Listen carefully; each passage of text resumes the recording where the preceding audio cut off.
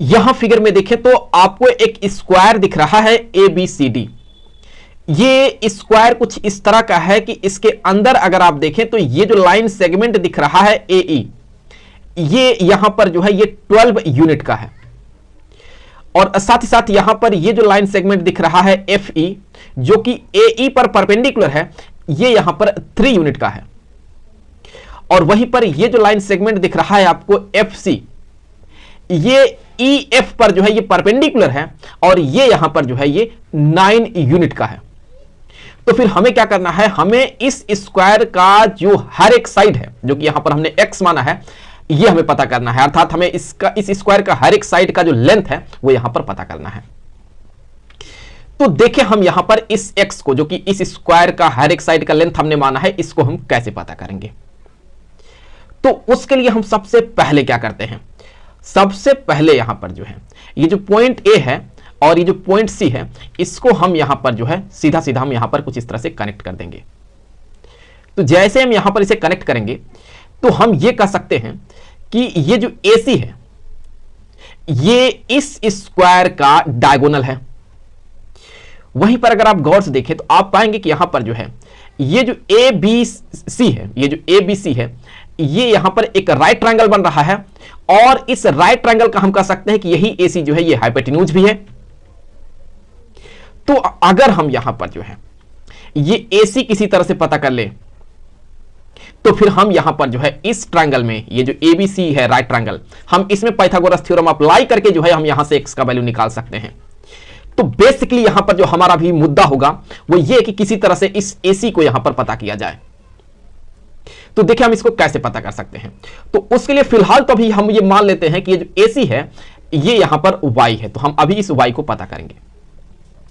तो सबसे पहले ये जो आपको लाइन सेगमेंट दिख रहा है AE, हम इसको यहां हॉरिजॉन्टली यहां पर कुछ इस तरह से ड्रॉ कर लेते हैं। तो ये हमने क्या ड्रॉ कर दिया, ये हमने यहां पर ड्रॉ कर दिया AE। तो यहां पर ये हमने ड्रॉ कर दिया अभी AE।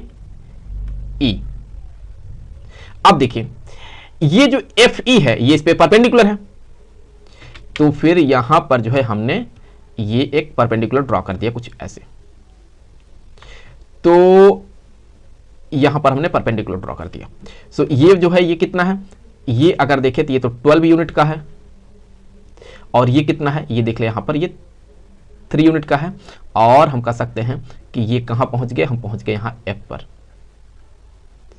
अब देखिए ये जो यहां पर FC है जो कि 9 यूनिट का है, तो जो कि यहां पर इस पे परपेंडिकुलर है, तो हम इसको जो है यहां पर परपेंडिकुलर ड्रॉ करते हुए कुछ ऐसे यहां ड्रॉ कर सकते हैं, कुछ ऐसे, जो कि कितना है, ये 9 यूनिट का है। सो यहां पर ये हो गया परपेंडिकुलर, और ये हम पहुंच गए कहां पर, C पे पहुंच गए, और जो कि कितना है, ये 9 यूनिट का है। तो अब यहां पर जो है हम A और C को कुछ इस तरह से कनेक्ट कर देंगे। तो हमें यही AC निकालना है। तो इस AC को हमने माना है कि ये Y है, तो हमें यही Y अभी पता करना है। तो उसके लिए अगर आप देखें यहां पर जो है हम क्या करेंगे, हम ये जो AE है इसे यहां ड्रॉ कर लेते हैं, ये AE हो गया, ये क्या है, ये AE हो गया, और इसी में ये जो FC है इसको ऐड कर देते हैं। तो यहां से जो है हम इस FC को ऐड कर देते हैं कुछ इस तरह से। तो अब देखें यहां से लेकर यहां तक कितना है, ये 12 है, और यहां से लेकर यहां तक ये 9 यूनिट का है। तो इन दोनों को आप ऐड कर देंगे 12 और 9 को, तो ये हमें बनाएगा, हमें ये देगा टोटल 21 यूनिट। सो ये हमें दे दिया यहां पर 21 यूनिट। अब ये जो EF है जो कि 3 यूनिट का है, इस पे परपेंडिकुलर है, तो हम इसको यहां पर कुछ ऐसे ड्रॉ कर सकते हैं। तो ये कितना है, ये यहां पर 3 यूनिट का है, और अब यहां पर जो है हम इसको ऐसे ज्वाइंट कर देंगे। तो ये क्या है, ये यही Y है। अभी आपको समझ में आ रहा होगा कि यहां पर हमें मिला है एक राइट ट्रायंगल, और हम इस राइट ट्रायंगल में पाइथागोरस थ्योरम अप्लाई करके हम इस Y को निकाल सकते हैं, जो कि यहां पर Y हाइपोटेन्यूज हो रहा है। तो हम ये कह सकते हैं कि जो Y यहां पर बनेगा, सो Y जो होगा ये इक्वल टू हो जाएगा स्क्वायर रूट ऑफ 21 का स्क्वायर प्लस यहां पर ये 3 का स्क्वायर कर दिया हमने। तो फिर ये स्क्वायर रूट में आ गया है 21 का स्क्वायर क्या हो जाएगा, ये हो जाएगा 441 प्लस 9। तो इनको ऐड किया जाए तो ये हमें देगा स्क्वायर रूट में 450, 450, 450। और अगर आप यहां पर इसका स्क्वायर रूट लेते हैं तो आप पाएंगे कि यहां से y का जो वैल्यू निकल के आएगा, इसका स्क्वायर रूट ले ले तो हो जाएगा ये 15 और स्क्वायर रूट में 2, तो हमें यहां पर मिल गया y। तो यही तो हम पता कर रहे थे, यही तो हम पता कर रहे थे, वो हमने पता कर लिया है। तो अभी यहां पर जो है हमने ये निकाल लिया है। कितना आया है? ये निकल के आया है, ये निकल के आया है, हम कह सकते हैं कि 15 स्क्वायर रूट ऑफ 2। तो अब देखिए यहां पर हम क्या करेंगे, हम अब इस राइट ट्रायंगल में, ट्रायंगल जो दिख रहा है राइट ट्रायंगल एबीसी, इसमें हम पाइथागोरस थ्योरम अप्लाई करेंगे।